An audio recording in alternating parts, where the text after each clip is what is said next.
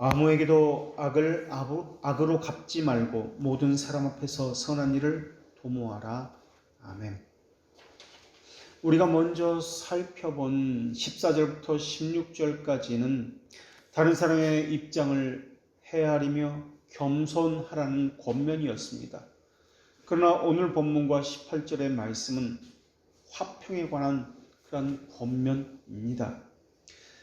그 가운데 오늘 본문은 부정명령과 긍정명령을 동시에 사용하면서 사람들의 일상생활에서 실천해야 할 것을 이중적으로 강조하고 있습니다. 오늘 본문에서 부정명령은 아무에게도 악으로 갚지 말라라는 명령입니다. 그리고 오늘 본문에서 긍정명령은 모든 사람 앞에서 선한 일을 도모하라라는 명령입니다. 여기서 갚지 말고라는 이 단어는 반환하다, 돌려주다 라는 뜻을 가지고 있습니다. 그러니까 갚지 말라라는 이 단어 속에는 보상이라는 개념이 들어있고요. 또 하나는 징벌이다 라는 개념이 함께 들어있는 단어입니다.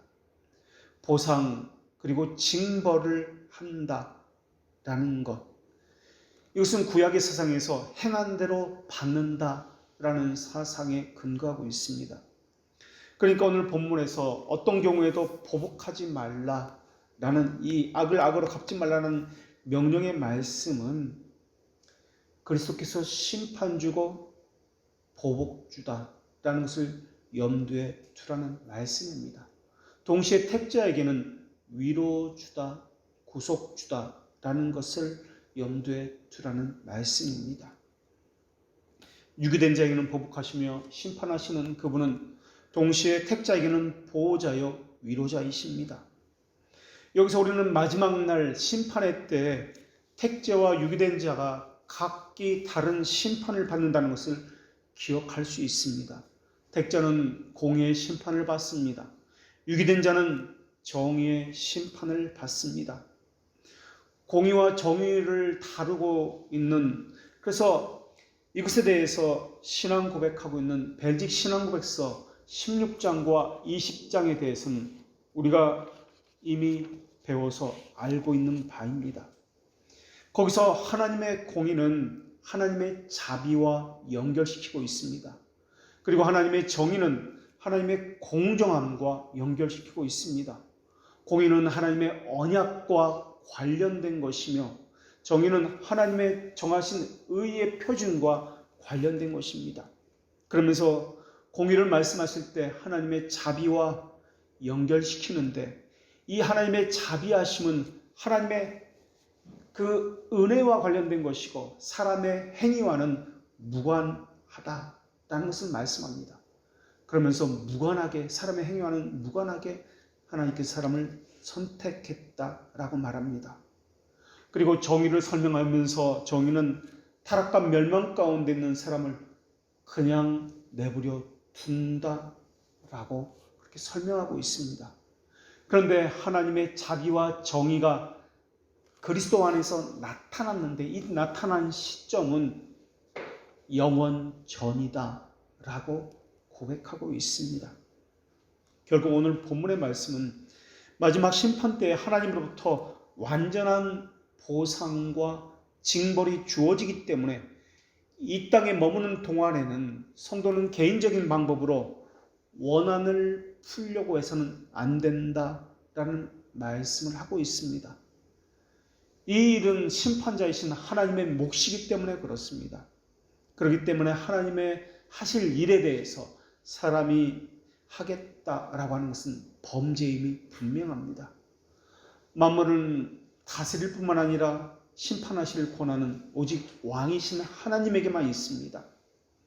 그런데 성경에 보면은 이스라엘 백성이 하나님에게 우리에게도 왕을 주십시오라고 왕을 구하는 장면이 나옵니다. 이스라엘 백성이 사무엘에게 나아가서 우리에게 왕을 주어 우리를 다스리게 하소서라고 그렇게 간청합니다. 사무엘은 그것을 기뻐하지 않습니다. 이스라엘이 계속해서 왕을 달라고 강권하자 사무엘은 기뻐하지 않는 마음을 가지고 하나님께 기도합니다. 그래서 하나님께서는 그 기도의 응답으로 이렇게 말씀해 주셨습니다. 여호와께서 사무엘에게 이르시되 백성이 내게 한 말을 다 들으라. 그들이 너를 버림이 아니요 나를 버려 자기들의 왕이 되지 못하게 함이니라 라고 말씀하셨습니다.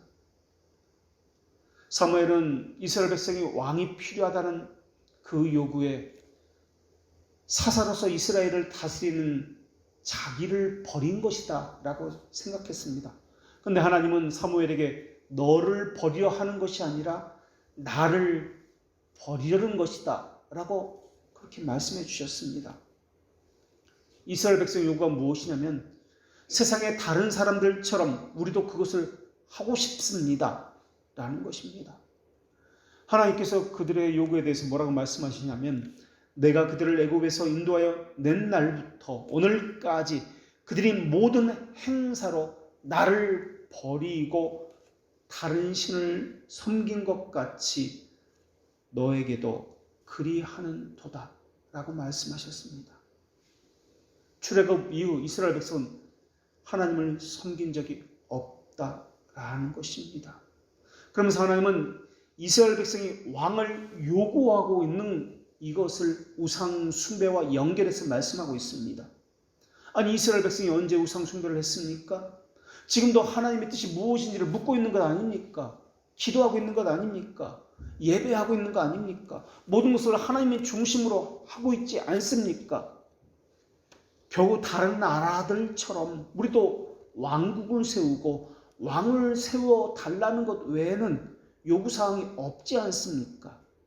그런데 하나님은 그것을 우상 숭배하는 자들의 모습이다라고 말씀하고 있다는 겁니다. 하나님 어떻게 하면 좋습니까? 라고 묻는 것이 아니라 자기가 결정해놓고 그렇게 하겠다고 통보하는 것과 다름이 없는 것처럼 보입니다. 하나님은 사무엘에게 이렇게 말씀하셨습니다. 그러므로 그들의 말을 듣되 너는 그들에게 엄히 경고하고 그들을 다스릴 왕의 제도를 가르치라. 그래서 사무엘은 이스라엘 백성들에게 왕의 제도의 문제점에 대해서 다 말해줍니다. 그런데도 이스라엘 백성은 이런 태도를 취합니다. 백성이 사무엘의 말 듣기를 거절하여 이르되 아니로소이다. 우리도 우리 왕이 있어야 하리니 우리도 다른 나라와 같이 되어 우리의 왕이 우리를 다스리며 우리 앞에 나가서 우리의 싸움을 싸워야 할 것입니다 하는지라.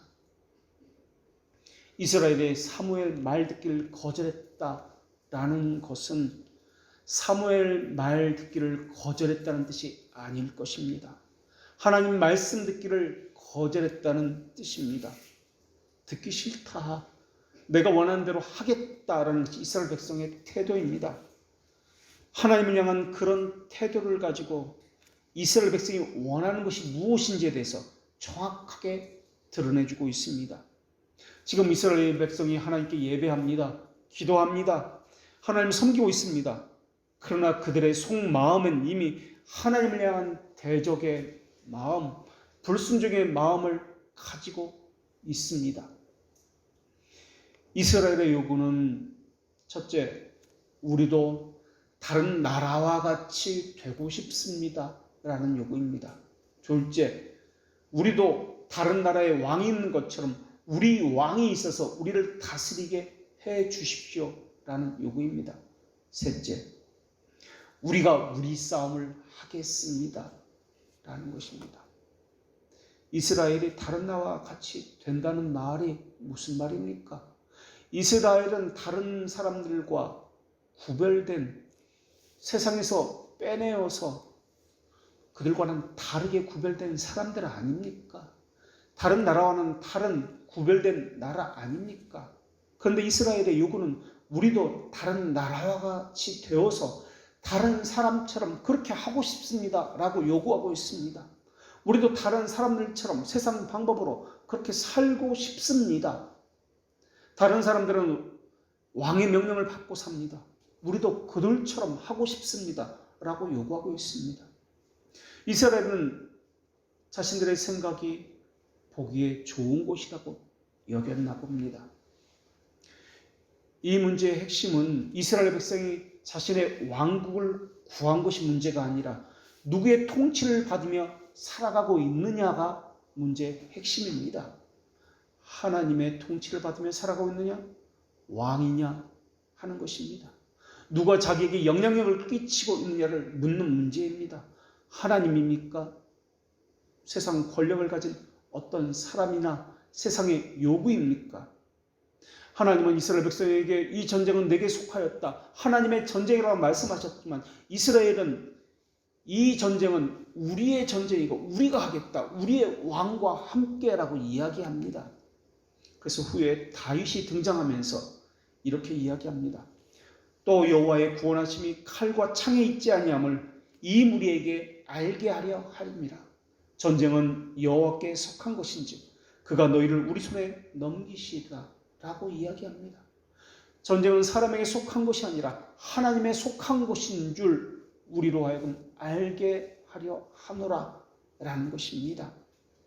성경은 계속해서 하나님만이 유일한 통수권자라고 이야기합니다. 그런데 이스라엘 백성은 아니다, 우리가 세우는 왕이 우리의 통수권자이다 라고 이야기합니다. 이것이 바로 패역한 이스라엘 백성들의 마음입니다. 그렇다면 이스라엘 백성에게 하나님은 누구신가? 하나님은 이스라엘 백성에게 통치권을 가진 분이 아닙니다.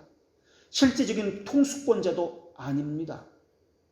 여전히 이스라엘 백성은 하나님에게 예배드리고 있으며 제물을 드리고 있으며 기도하고 있으며 하나님의 뜻을 묻기도 하고 있습니다만은 그것은 형식적인 것이며 외형적인 것이며 그 중심에는 자기 보기에 좋은 대로 모든 것이 이루어진 것을 위한 의식을 행하고 있을 뿐입니다.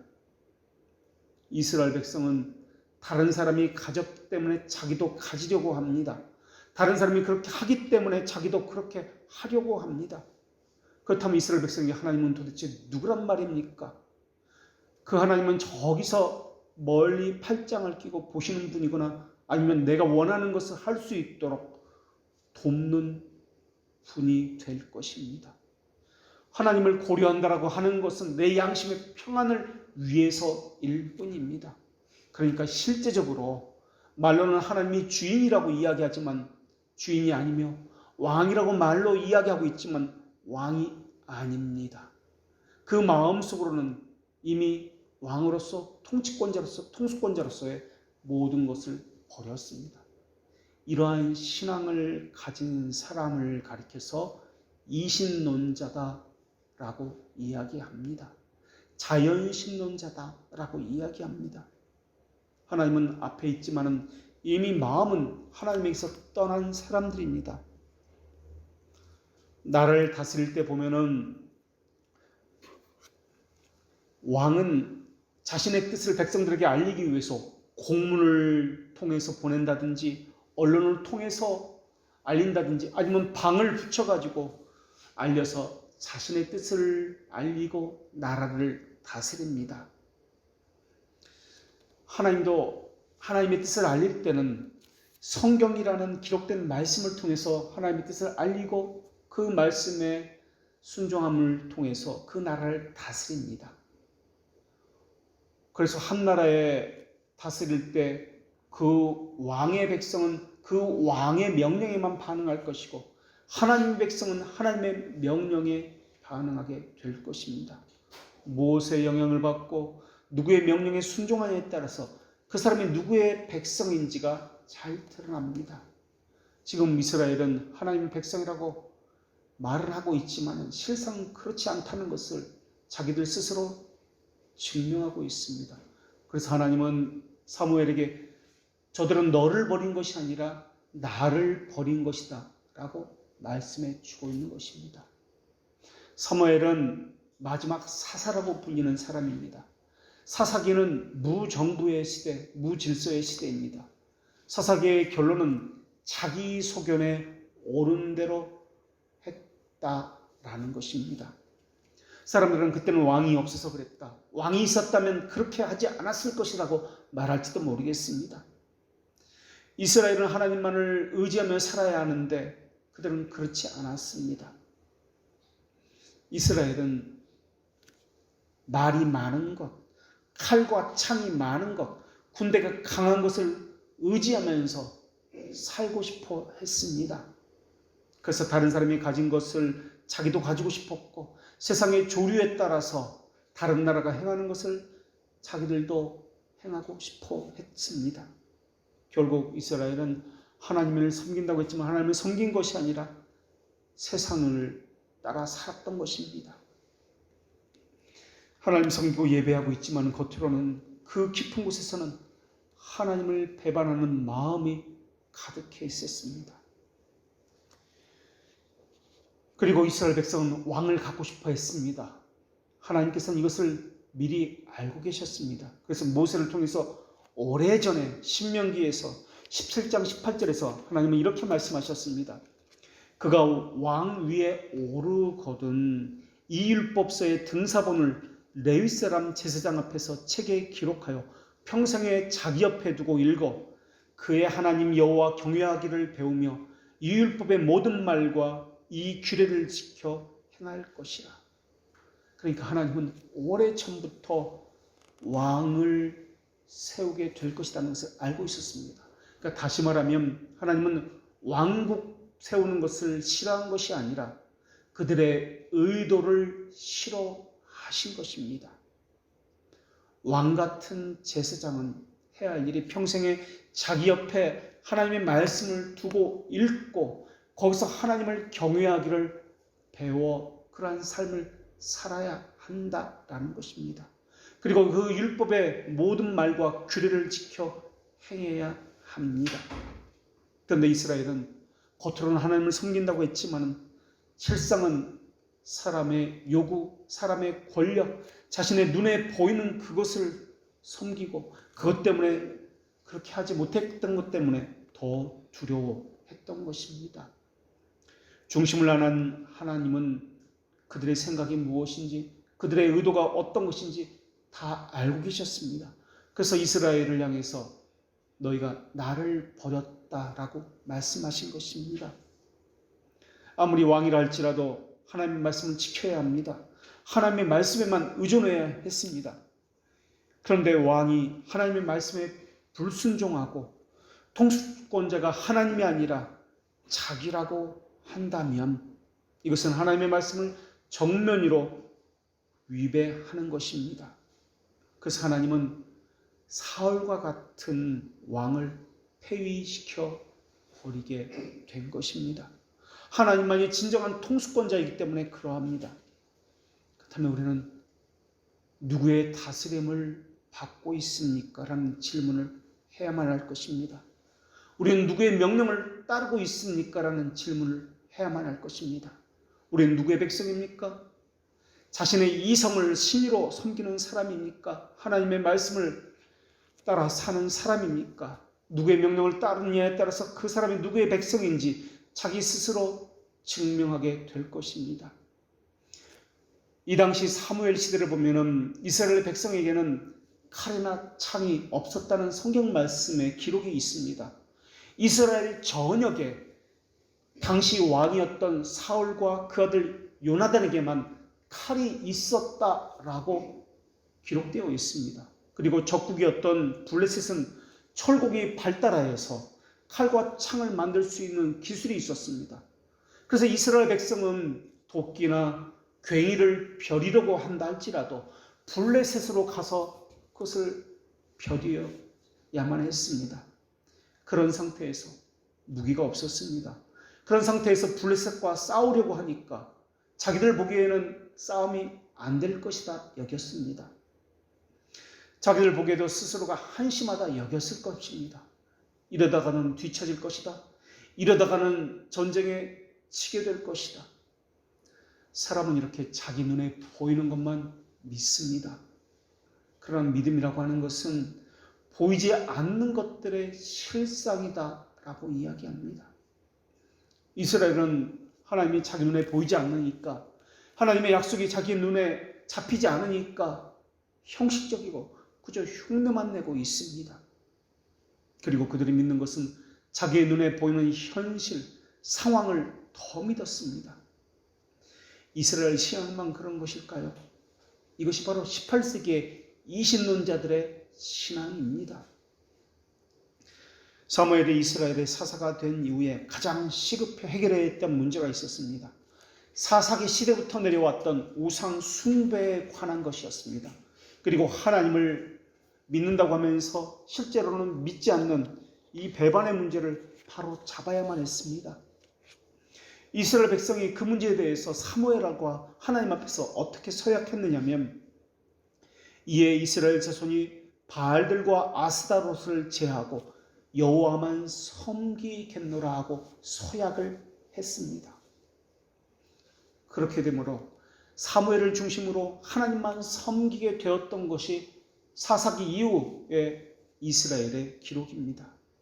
그러나 겉으로는 그렇게 보였는지 모르지만 여전히 그들의 사고에는 하나님의 섬김 사상이 없었습니다. 자기 보기에 좋다고 여기는 것을 여전히 행하고 있었을 뿐입니다. 그래서 지금 왕이 우리의 통치자가 되어야 한다고 요구하고 있는 상황입니다. 이것은 오늘 우리에게도 마찬가지입니다. 내가 나의 왕이 되어야 하겠다면서 하나님의 통치권을 인정하지 않습니다. 이것은 사무엘이 맞닥뜨렸던 이스라엘 백성이 가지고 있던 우상 숭배의 문제와 동일한 것일 것입니다. 자기가 판단합니다. 이것은 악이다. 이것은 선한 것이다. 이것은 하나님의 뜻이다. 하나님의 뜻이 아니다. 자기 스스로 결정합니다. 이미 사사기 시대를 거쳐서 사무엘 시대를 왔기 때문에 이스라엘에게는 이러한 것은 늘 있었던 문제였습니다. 그러다 보니까 늘 있었던 문제니까, 예전부터 그렇게 해왔으니까 잘못되었다는 문제의식도 가지지 못했습니다. 다른 사람도 그렇게 하고 있는데 뭘, 그것이 시대적 요구인데 뭘 이라고 하면서 무감각하게 넘겨왔던 사항들이었습니다. 사무엘은 이런 무감각함과 우상 숭배로 찌들어 있던 이스라엘을 가르쳐야 했습니다. 큰 인내로 오랜 시간 하나님의 말씀을 가르쳤습니다. 20여 년간을 그렇게 가르쳤으니까 그래서 이제는 변했는 줄 알았습니다. 미스바에 모여서 이스라엘이 회개했기 때문에 그런 줄 알았습니다. 그들이 하나님만 섬기겠다고 고백했기 때문에 그렇게 믿었습니다. 눈물을 줄줄 흘리면서 회개했다고 해서 그렇게 믿었습니다. 그런데 지금 보니까 사무엘의 노년에 이르러서 그 수많은 세월을 가르치고 그렇게 함께한 세월을 지나고 지금 이 순간에 보니까 아니란 것이 드러났습니다. 그들은 왕을 세워달라고 강력하게 요구하고 있습니다. 왕으로 하여금 우리가 우리 싸움을 하겠다라고 요구하고 있습니다. 너희는 택하신 족속이요 왕 같은 제사장이요 거룩한 나라요 소유된 백성이라고 할 때 이것은 의식적인 외형적인 의식에 참여하는 것을 말하는 것이 아닙니다. 신약의 교회가 하나님의 옛 언약을 계승해서 하나님의 거룩한 약속 가운데 들어갔다는 말입니다. 그 언약의 내용이 무엇입니까? 내 언약을 지키면 이라는 전제를 가지고 있는 말씀입니다. 그렇다면 그 언약은 무엇을 말하는 것입니까? 행위 언약을 말하는 것입니까? 그렇지 않습니다. 먼저 말씀드린 대로 하나님의 공의와 관련된 언약입니다. 이것은 택자에게만 해당되는 그리스도에 대한 언약을 이야기합니다. 그러니까 이것은 선행에 관한 언약이 아니라 은혜에 대한 언약입니다. 약속이 더해진 이유는 우리의 게으름이 교훈으로 인해서 충분히 자극받지 못하기 때문에 약속들이 더해져서 어떤 달콤함으로 하나님의 교훈을 사랑하게 하기 위해서 이런 복을 받을 것이다. 이것을 지키면 어떻게 될 것이다 라는 이 약속이 더해진 것입니다.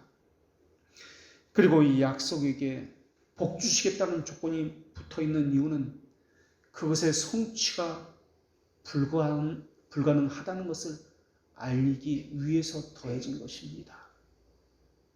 그래서 우리의 불행을 알려주시고 하나님의 뜻과 우리의 뜻이 얼마나 불일치하는지 알려주시기 위해서입니다.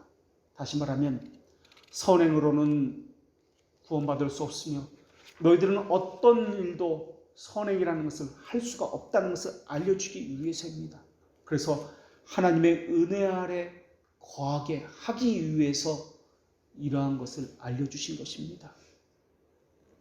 우리의 구원은 예수 그리스도에 의해서 죄들의 사면을 받았다는 것에 있습니다. 이 말은 믿었기 때문에 구원받았다는 뜻이 아니라 그 믿음도 하나님이 선물로 주셨다는 말입니다. 우리가 믿은 것이 아닙니다. 능동령이 아니라 수동령입니다. 믿지 않으려는 우리를 하나님께서 믿도록 해 주신 것입니다. 선행도 마찬가지입니다. 우리 행위에 무관하게 의롭다고 여겨지는 것을 이야기할 때 이것을 은혜라고 이야기합니다. 선행이라는 것은 우리가 행하는 것이 아닙니다.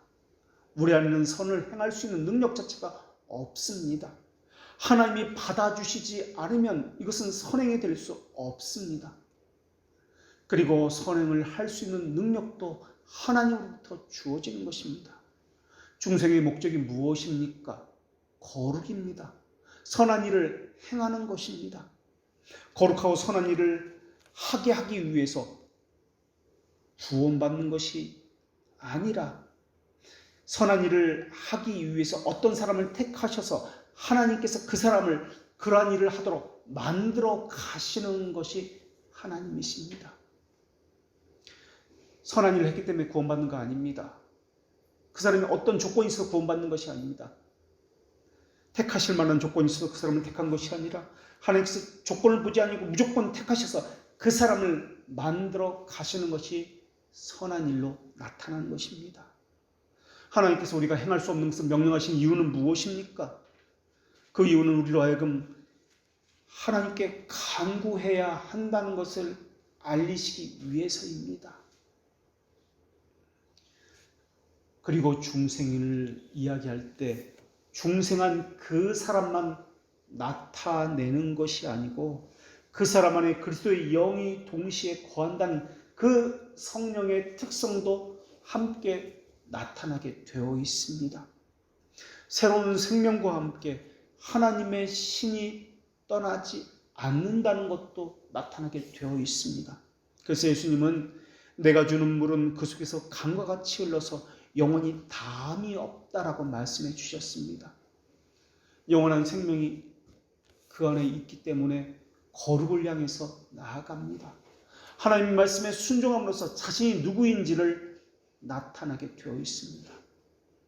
그래서 거룩한 소욕과 사람의 소용은 함께 있지 못합니다. 하나님의 말씀과 사람의 부패한 이성은 함께 있지 못합니다.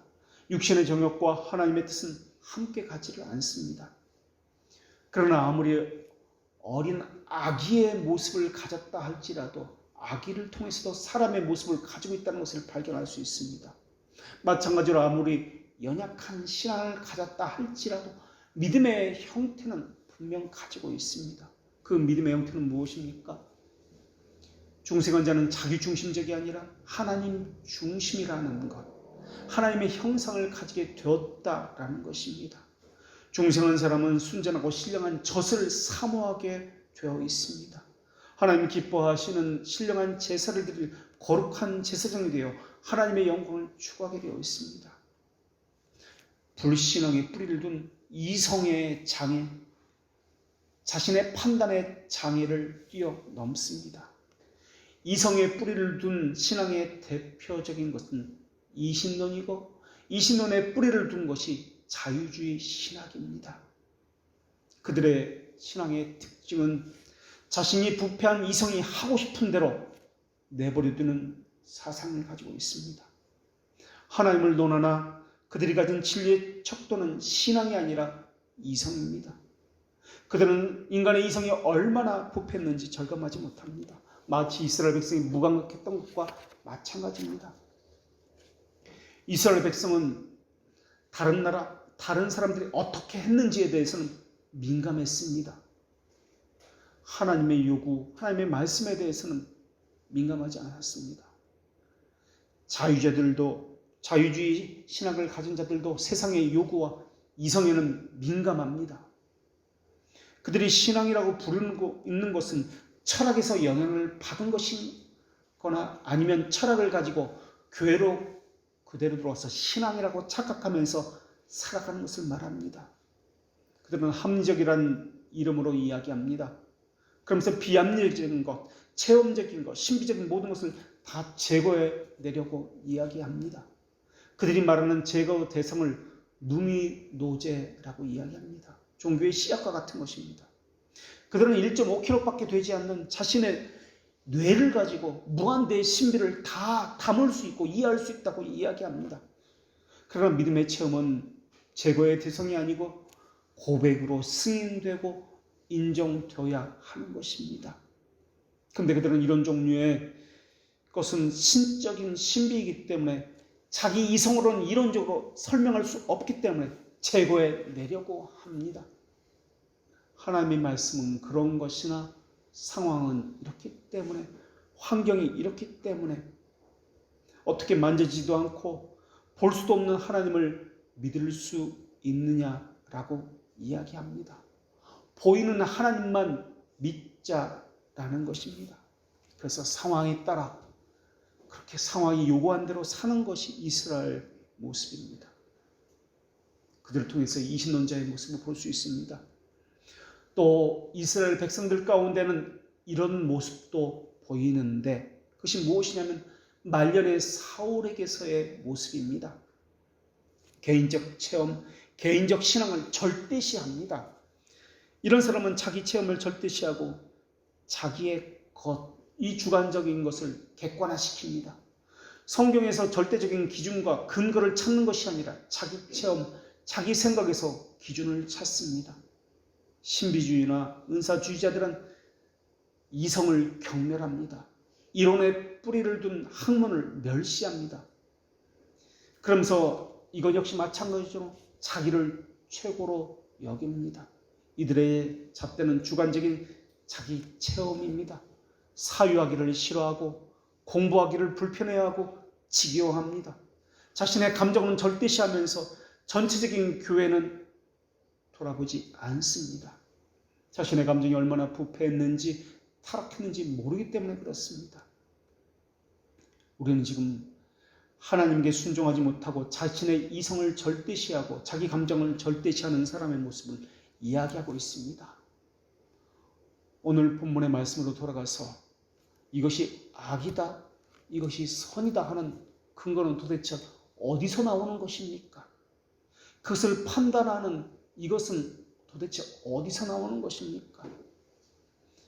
어떤 이는 이 판단을 자신의 이성으로 할 것입니다. 어떤 사람은 이러한 판단을 자신의 감정에서 찾는 사람도 있을 것입니다. 악이다, 선이다 라고 하는 것은 이것을 규정하시는 분은 하나님 외에는 없습니다. 그것은 사람이 할 수 있는 것이 아닙니다.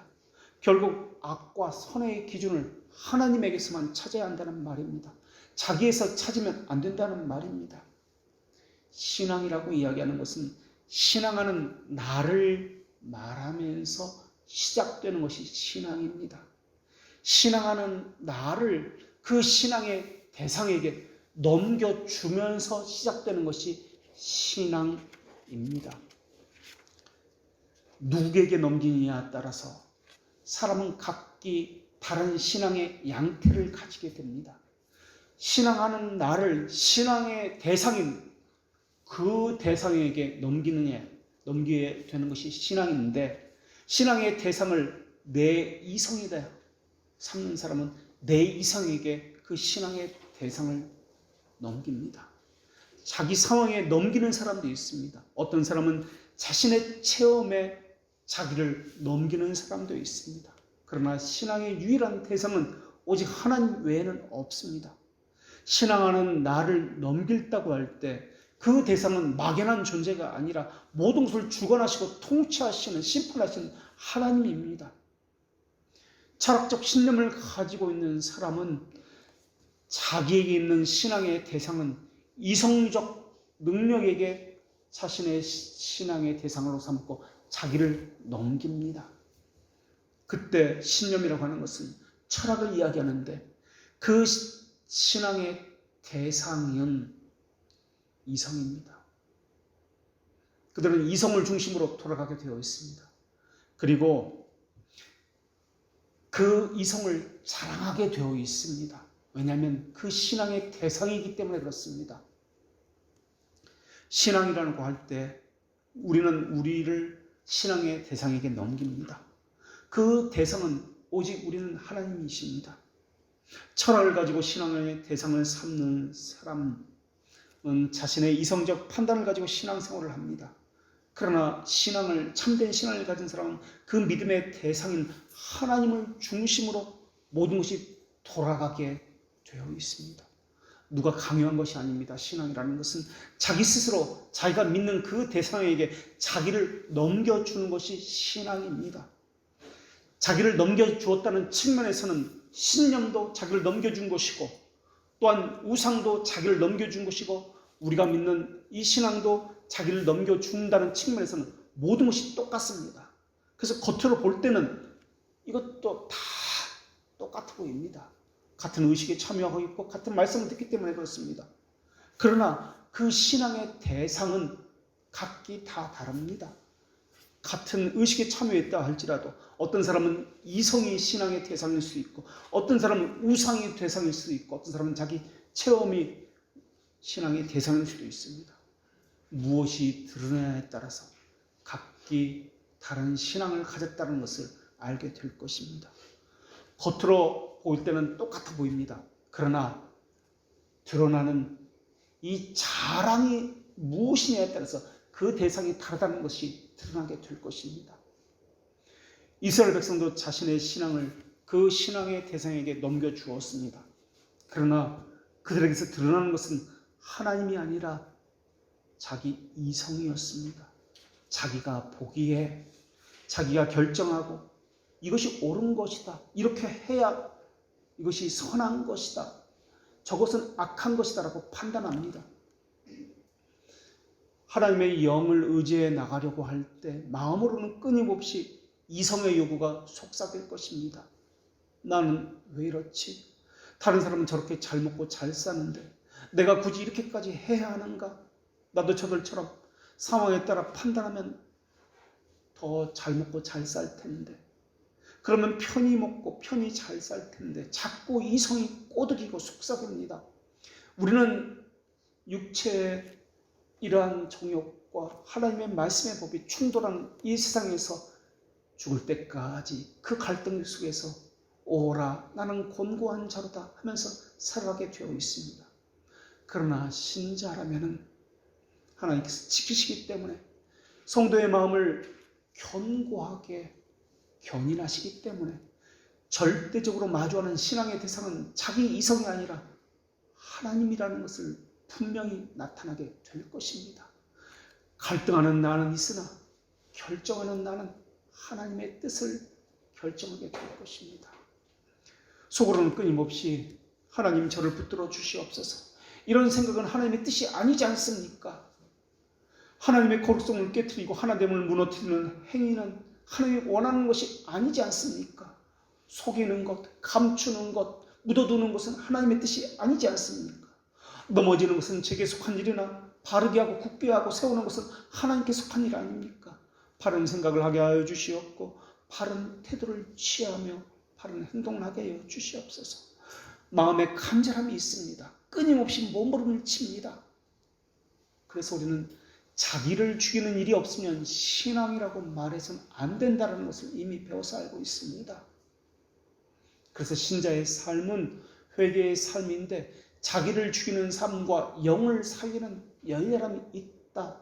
이것이 신자의 삶이다, 중생한 자의 삶이다라는 것을 배웠습니다. 그렇다면 묻겠습니다. 우리는 어디서 만족을 얻고 위로를 얻습니까? 어떻게 되면 위로를 얻고 기쁨을 얻습니까? 바로 위로와 만족을 얻는 그것이 그 사람이 가진 믿음의 대상이기 때문에 그렇습니다. 그것에 자신을 넘겨주었기 때문에 그렇습니다. 그리고 이때 절대적으로 마주하는 신앙의 대상이 있습니다. 사람마다 각기 다를 겁니다. 어떤 사람은 절대적인 대상이 이성이고, 어떤 사람은 하나님이고, 어떤 사람은 세상의 물질과 또한 자기 체험일 수도 있습니다. 그것과 마주할 때 상대적으로 마주하는 또한 대상이 있습니다. 그러니까 절대적으로 마주하는 대상이 있고 상대적으로 마주하는 대상이 있는데, 이것을 상대적으로 마주하는 대상을 우리는 이웃이다라고 이야기합니다. 절대적으로 마주하는 신앙의 모습이 하나님과의 관계에서 나타나는 것이고 또 교제하는 이웃과의 관계에서도 나타나야 한다라는 것입니다. 그러니까 수직적인 측면과 수평적인 측면 모든 것을 고려해야 하는 것이 신앙이다라는 것입니다. 그리고 하나님에게 종속된 것, 수평적인 측면은 수직적인 측면 하나님과의 관계에 종속되어야만 합니다. 하나님과의 관계가 되지 않으면 사람과의 관계도 잘못된 것이기 때문에 그렇습니다. 이런 두 관계 속에서 인간인 나를 절대적으로 믿는 믿음의 대상인 그 신뢰의 대상에게, 신앙의 대상에게 넘기게 됩니다. 그래서 순종하는 나를 마주하게 됩니다. 순종하는 나를 마주하게 될 때 그러한 사람을 신자라고 이야기합니다. 그리고 자신을 넘겨주는 행위를 신앙이다라고 이야기합니다. 그래서 우리가 가진 신앙의 출발은 코기토가 아니라 크레도입니다. 코기토라는 이 단어는 코기토 에르고 숨이라는 단어의 말의 약자인데 나는 생각한다, 고로 존재한다 라는 말입니다. 어거스틴이 한 말입니다. 우리가 어거스틴을 이야기하면서 그러니까 어거스틴이 한 말은 하나님 중심에서 하나님으로 인해서 우리가 존재합니다 라는 것을 말하는 것인데 이것을 똑같이 이신론자들이 이야기합니다. 데카르트도 이 똑같은 말을 합니다. 코기토 에르고 숨, 나는 생각한다, 고로 존재한다. 데카르트가 한 이 말은 하나님과는 상관없이 독립된 주체로서의 하나님과 관계가 없는 자아를 이야기하는 말입니다. 그러니까 그들이 하는 말은 이성적인 생각, 이것이 창조주다, 섭리주다, 심판주다 여기는 태도입니다. 내가 중심에 대해서 내가 가지고 있는 이것을 원천으로 한다라는 말입니다. 이런 것을 독선과 만용이라고 이야기하는데 이것은 성경에서 말하는 그 선이 아닙니다. 선이라고 이야기할 때 이 선이라는 것은 절대선, 하나님 외에는 없습니다. 하나님 보시기에 좋았더라, 이것이 선입니다. 오늘 본문에서 말하는 선을 도모하라는 것은 윤리도덕적인 것을 말하는 것도 있겠지만 그것보다는 하나님의 의를 추구하라는 말로 바꿔도 좋을 것입니다. 긍정 명령인 선한 일을 도모하라 라는 말씀은 소극적 명령인 이것과 같은 말일 것입니다. 이 말을 다시 번역하면 자신을 위해 도덕적으로 선한 일이나 칭찬받을 만한 일을 하도록 계속해서 고려하라 라는 말씀인데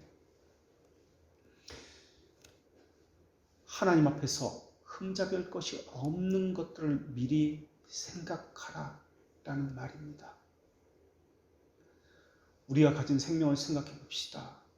마음대로 받을 수 있는 것도 아니고 내 마음대로 처분할 수 있는 것도 아닙니다. 출생과 사망도 그러합니다. 상대는 전적으로 타자입니다. 타자는 내게서 체험되어야만 하는 신앙입니다. 다만 묻는 것은 체험되어지는 것이 무엇이냐 하는 것을 물어야 합니다. 내 이성을 근거로 이렇게 했더니 이렇게 되었더라 하는 것이 체험되어지느냐, 아니면 원인이 있으니까 원인이 이러하니 결과가 이러이러하다, 이것을 인과관계라고 이야기합니다. 인과관계가 없이 체험되어지는 것이냐 라는 것을 말하는 것입니다. 인과관계에 따라서 되어지는 것을 이성이라고 이야기합니다. 인과관계로 이야기하는 것, 원인, 이것 때문에 결과가 나왔다, 이것을 바탕으로 하는 신학을 스콜라 철학이라고 이야기합니다. 로마 카톨릭의 신학이 이것입니다. 알미니안주의자들의 신학이 이것입니다. 그러나 성경에서 말하는 신앙이라고 하는 이것은 인과관계가 없습니다. 칼빈은 그래서 왜냐하면이라는 단어를 사용하지 말라, 하나님에게 무엇 때문이라고 말해서는 안 된다라고 이야기했습니다. 왜냐하면 하나님은 모든 원인이시며 결과시기 때문에 그러합니다. 하나님은 처음이요 나중이요 알파와 오메가이기 때문에 그럽니다. 다른 것은 존재케 하는 원인이 있기 때문에 그것이 존재케 되는 결과로 나타났지만 하나님은 스스로 존재하는 분이십니다. 이런 하나님을 의지하는 신앙을 가리켜서 섭리신앙이다 라고 이야기합니다. 우리는 우리 스스로 존재하는 내가 아닙니다. 우리는 하나님에게만 원인을 두고 존재하게 된 철저히 타자입니다. 자기 자신을 하나님에게 넘기고 고백해야 되는 타자입니다. 이때 우리는 우리 스스로 존재하는 것이 아니기 때문에 겸손할 수밖에 없습니다. 하나님에게 넘겨준 존재이기 때문에 우리는 하나님 앞에서 낮아질 수밖에 없습니다. 그렇기 때문에 하나님을 향해서는 거룩을 갖추게 되지만 이웃을 향해서는 수평적으로 의로움을 갖추게 됩니다. 그래서 하나님 측면과 이웃과의 관계의 측면 모든 것을 생각합니다. 그래서 자기 혼자라고 말하지 않습니다. 자기 혼자라고 말하고 있는 것은 이것은 신념입니다. 그러니까 데카르트의 철학입니다. 신자는 그리스도 안에 참여함으로써 의롭다함을 받습니다. 그리고 그리스도 안에 참여한다는 것은 의에 못지않게 거룩함을 포함한다는 말입니다. 그런데 죄를 값없이 용서함을 받는 것이다. 그것이 의라고 이야기하면 사람들은 그것은 오히려 죄를 부추기는 것이 아닙니까? 라고 이야기합니다. 그러나 죄의 용서가 귀한 것임을 아는 사람은 하나님을 향해서 방종하지 않습니다. 사람이 행하는 선함으로 구원을 치를 수 없다는 것도 알고 있습니다. 그래서 선함이라고 하는 것은 구원의 근거가 될 수 없습니다. 은혜의 결과이기 때문에 선한 일을 행하고도 이것은 부끄러운 일이 됩니다. 데살로니가전서 5장 15절에 오늘 본문 말씀과 비슷한 말씀이 나옵니다. 삼가 누가 누구에게든지 악으로 악을 갚지 말게 하고 서로 대하든지 모든 사람을 대하든지 항상 선을 따르라. 악을 악으로 갚지 않으면 당연히 선을 쫓을 수밖에 없습니다. 오늘 본문과 마찬가지로 이것은 두 개의 명령이 아니라 사실은 한 명령의 다른 표현일 뿐입니다. 우리는 유교에서도 선과 덕을 말한다는 것을 알고 있습니다. 그러나 기독교적인 사상과 유교나 세상이 말하는 선은 다르다는 것을 기억해야 합니다. 공자가 제자에게 묻기를 이덕보원이 하여 하니 있고라고 묻습니다. 이 말은 무슨 뜻이냐면 덕을 가지고 원수에게 대해주라고, 잘 대해주라고 하는 것은 옳은 것입니까? 라는 질문입니다. 그러자 공자가 대답합니다. 자왈 하이 보덕하고 이직 보원하고 이덕 보원하라 라고 대답합니다. 이것은 무슨 말이냐면 그러면 무엇을 가지고 덕으로 대해줄 것인가? 그것은 바른 것, 아주 똑바른 것을 가지고 원수에게 대해주고 덕에게는 덕으로 갚아야 한다라는 대답입니다.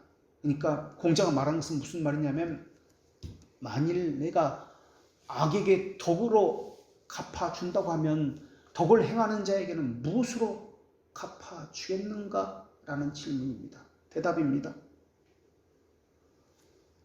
악에게 덕으로 갚아준다? 그럼 덕을 행하는 자에게는 무엇으로 갚아주겠는가? 이게 사람이 가진 한계입니다. 이성을 가지고 대하는 것이 세상의 지혜자의 말이기 때문에 그렇습니다. 그러니까 이성을 가지고 이성을 대하라는 것입니다. 이것이 모두 스콜라 철학이 추구하는 방식이고 자연 신론자들이 말하는 방식입니다.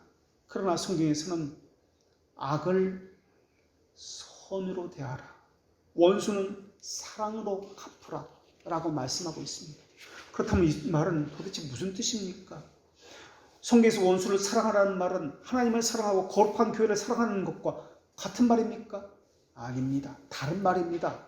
원수가 어떤 행악을 하고 내게 불의를 행하고 있다면 이 모든 것을 하나님께 맡겨라 라는 뜻입니다. 그러니까 원수를 사랑한다는 이 말은 그 사람이 행하는 불의를 부추기라는 말이 아니라 그 사람이 행하는 악함을 용인해 주라는 말이 아니라 사랑이라는 것은 그런 차원이 아니라 그들과 너는 똑같이 대함으로써 네 스스로 그들과 똑같은 것에 처하지 말라라는 말입니다. 성경에서는 내 원수가 줄이거든 먹이고 목마르거든 마시우라 라고 말씀하셨습니다. 원수니까 저러다 더 고통을 받다가 죽어라 하고 바라는 태도, 그런 심정은 가지지 말라라는 것입니다. 그렇다면 왜 원수에게 먹여야 하는 것입니까? 왜 목마르거든 마시게 해야 하는 것입니까? 이러한 모든 것이 하나님과 연관되기 때문에 그렇습니다. 하나님에게 회개할 기회를 얻게 하기 위해서입니다. 완고한 심정을 가진 사악한 사람들은 선을 베품을 훈계를 경멸합니다. 하나님의 심판대 앞에서 그들에게 했던 선을 베품과 훈계가 그들에 대한 심판의 증거가 될 것입니다. 설교를 듣는 것도 마찬가지입니다. 택자는 구원으로 인도함을 받는 은혜의 방편이 될 것이지만 유기된 자에게는 이 설교는 그를 심판하는 증거물로 제시될 것이기 때문에 그렇습니다. 그래서 이 땅의 교회는 유기된 자와 택자가 함께 모여 있습니다. 그러니까 형제 사랑이라는 단어와 원수 사랑이라는 이 단어는, 사랑이라는 단어는 같은 단어를 사용하고 있지만 사랑이라는 성질에서는 전혀 차원이 다른 것을 말하고 있다는 것을 알고 있습니다. 악으로 갚지 말라는 것은 성경의 가르침입니다. 그러면 선한 것으로, 고든 것으로, 바른 것으로 악을 갚으라는 말입니까? 그런 말이 아닙니다. 하나님께 맡기고 너는 다른 사람처럼 똑같이 그렇게 하지 말고 항상 하나님의 선을 쫓아라 라는 말입니다. 너는 너의 일을 하고 하나님은 하나님의 일을 하도록 맡겨라 라는 것입니다. 그리스도의 영이 우리를 인도한다고 할 때 두 가지를 염두에 두어야 할 것입니다. 하나는 그리스도의 영은 모든 진리로 너희를 인도하시라 라는 말씀입니다. 여기서 인도한다는 말은 가만히 있으면 기차가 목적지까지 데려준다는 말이 아닙니다. 성령께서 하나님의 말씀을 가르쳐 주시고 깨닫게 해주시고 안내해 주신다라는 말입니다. 그러니까 배우도록 열렬함을 주시고 사모함을 하나님께서 주신다는 말씀입니다. 그렇다면 어떤 사람은 굳게 하시고 어떤 사람은 변덕스러운 가운데 변덕스러움을 표현해내는 이유는 무엇 때문에 그러합니까? 그것은 굳게 되는 것은 하나님께서 붙잡아 주시기 때문에 그러하며 변덕스러움은 하나님께서 심판의 도구로 삼게 하기 위해서 변덕스러운 가운데 내버려 두시기 때문에 그러합니다. 그리스도의 영이 인도하신다고 할 때 두 번째 염두에 두어야 할 것은 무릇 하나님의 영으로 인도함을 받는 사람은 곧 하나님의 아들이라 불린다라는 이 말씀입니다. 성령의 인도함을 받게 되면 자녀됨을 확신케 된다는 말씀입니다. 체험적 은혜를 받고 보니까, 믿음의 체험을 얻고 보니까 자기가 하나님의 자녀라는 확신, 감사, 은혜, 이 감격이 이 안에 차곡차곡 쌓이게 된다라는 것입니다.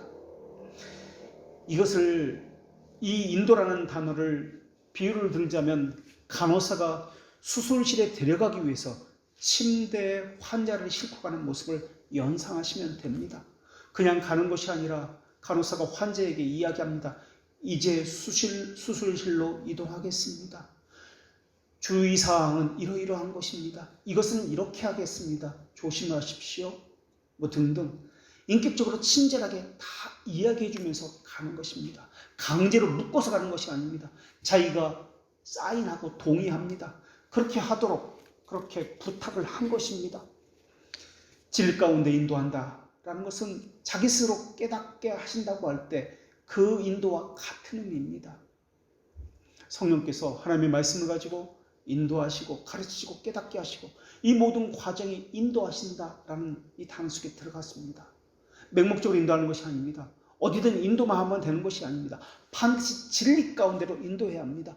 그렇기 때문에 하나님으로부터 벗어나게 하는 첫 걸음은 무엇이냐면 가공적 믿음과 진리에 근거하지 않은 거짓된 자기 확신입니다. 거짓된 자기 확신은 자기가 무언가를 해야 뿌듯해하는 것, 무언가 해냈다는 보람을 갖게 만듭니다. 자기를 자랑하고 싶어하고 자기 스스로 자기 행한 일에 대해서 만족하게 하는 것이 있습니다. 이것이 바로 율법에 대항해서 각종 범죄를 짓게 만듭니다. 그러니까 오늘 본문의 의도는 사람이 자신의 마음을 하나님께 들어 올려야 한다는 것과 하나님께 찬양을 드려야 한다는 것입니다. 하나님의 영이 주시는 믿음의 결과로서 우리가 선의 모범을 보여서 다른 사람들도 우리와 함께 의를 추구하도록 격려하게 만들며 하나님을 향하도록 아름다운 덕을 끼치라라는 것입니다. 그래서 우리는 늘 물어야 합니다. 그것이 하나님의 영광을 드러나는 것입니까? 아니면 자기 영광이 드러나는 것입니까? 그런 생각이나 그런 행동이 하나님을, 교회를 살리는 일입니까? 그런 행동이나 그런 생각은 교회를 하나 되게 하는 것입니까?